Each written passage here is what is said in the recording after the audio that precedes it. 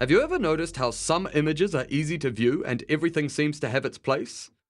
And that these images have a good sense of depth or perspective? Have you seen a great photograph and then tried photographing a similar subject, but somehow your image feels confusing or messy? Often this is due to something we call composition.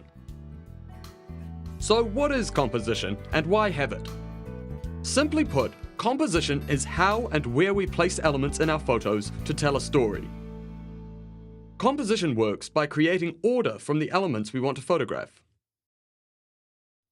In this tutorial, we are going to explain a range of techniques that will help you take photographs with better composition. Once you've mastered composition, you'll be able to direct the viewer's attention to elements in the image, create depth, and place emphasis on your subject.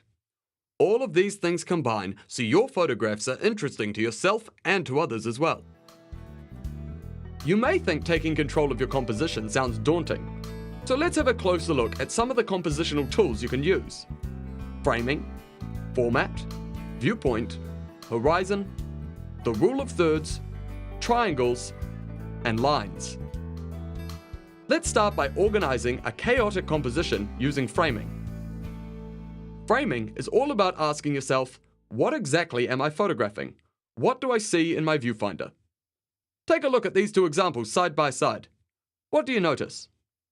In our first shot, we have simply pointed the camera and shot the photograph. We haven't thought about what's in the frame or where elements are located in the frame. And the result?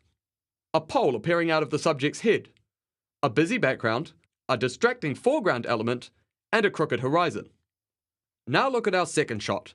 We simply moved our own position and directed our subject to move a little in the opposite direction. And the result? The pole is moved and is no longer sticking out of the subject's head.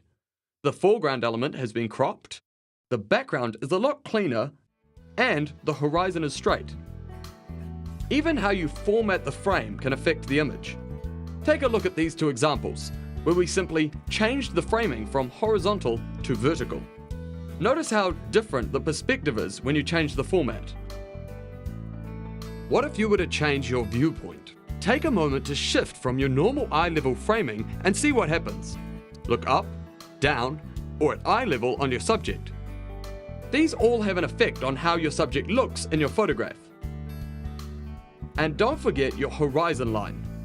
Be careful of putting your horizon right in the middle of the frame. Central horizons can appear quite static, where the two halves of the image compete with each other for the viewer's attention. Create more emphasis on the foreground by placing the horizon in the top third of the frame, or in the bottom third of the frame to create a sense of space within the image.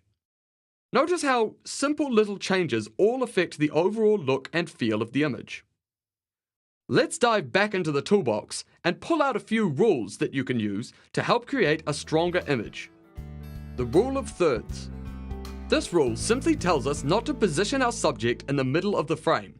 By dividing the frame into 3 equal vertical and horizontal segments, the intersections of those lines are said to be strong points, which are great places for important compositional elements. Even if you can't position your subject on an intersection, anywhere on the lines will definitely help in making a better image. Most of our DSLR cameras display these lines on the viewfinder or on the display on the back of the camera, so try using them as a guide for your composition. Triangles. These are another great compositional tool. If we want to reinforce the relationship between the elements, try placing them within a triangle. The shape and direction of these triangles can vary depending on the scene you're photographing. Lines. With the careful placement of lines within our image, we can draw the viewer in and lead them through the image. Lines are also great at creating a sense of depth within an image. There are different types of line we can use to do this: leading lines and converging lines. Sometimes the line can be implied through the use of elements that appear to connect through the image. And finally, natural framing. You can use many things to frame your subject. In this image, we direct the viewer to the main element by framing the image with posts, shadows, and hanging sails. Let's have a quick recap of the things we've learned in this tutorial. What is composition? Using composition to create great photos. Framing and focus. The rule of thirds.